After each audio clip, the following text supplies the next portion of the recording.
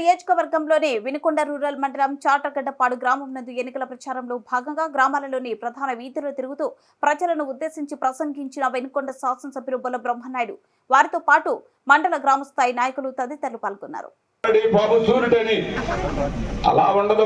బ్రహ్మనాయుడు చెప్పింది 100% గ్యారంటీ.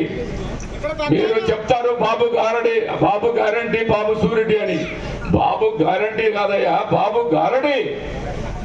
బాబు ఇచ్చిన 600 హామీల్లో ఇంకా గూట్లోనే ఉంది బాండు.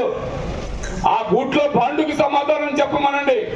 ఇవాళ కొత్తగా ఇచ్చే గ్యారంటీ కార్డు కంటే కూడా గ్యారంటీ కార్డు అంట బాబే గారడైతే బాబులో సూరిటీ ఎక్కడుందని అడుగుతూ ఉన్నాం. బాబు గారు, మీరు ఒకప్పుడు మోడీ గారు దెయ్యమని చెప్పారు, ఇవాళ దేవుడు అని చెప్తున్నారు. ఆనాటికి ఈనాటికి ఏంటయ్యా తేడా అంటే, నీ రాజకీయ స్వార్థ ప్రయోజనాల కోసం నీ ఒక్కడి వల్ల కాని. జగన్మోహన్ రెడ్డి అంటే ఒక ప్రభంజనం. జగన్మోహన్ రెడ్డి అంటే ఒక జనంలో నుంచి పుట్టకొచ్చినటువంటి ప్రభంజనం.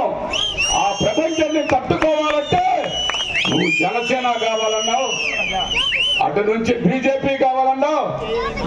ఎన్ని పార్టీలు ఉంటే అన్ని కలుపుకొని వస్తానంటున్నావు. నీకు బలమే ఉంటే, జగన్మోహన్ రెడ్డిని ఎదుర్కొనే ధైర్యం ఉంటే వాళ్ళందరూ ఎందుకయ్యా అని అడుగుతూ ఉన్నాను. వీళ్ళందరూ సంచులు తెచ్చుకోవాల్సింది మేమో మీరా? మీరు ఎప్పుడో సంచి తత్తుకొని బీజేపీ కంపులో వేశారు మీ పుట్టను తీసుకెళ్లి. అది ఎవరికి తెలియదు అనుకుంటున్నారు. బీజేపీ మతతత్వ పార్టీ అని చెప్పారు.